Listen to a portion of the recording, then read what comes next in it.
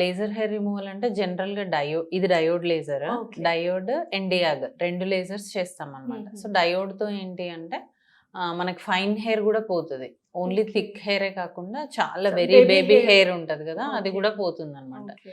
And ఇది FDA approved machine. So, హుహు. దీంతో ఏంటి అంటే తక్కువ నంబర్ ఆఫ్ సెషన్స్‌లోనే ఎక్కువ రిజల్ట్ అనేది మనం చూడొచ్చు. సో, యూజువల్‌గా వాక్సింగ్ ఇవన్నీ చేసుకుంటే చాలా పెయిన్‌ఫుల్ ప్రాసెస్ అది. అవును. సో, మరి ఇది పెయిన్‌ఫుల్లా? పెయిన్‌లెస్సా ఏంటి?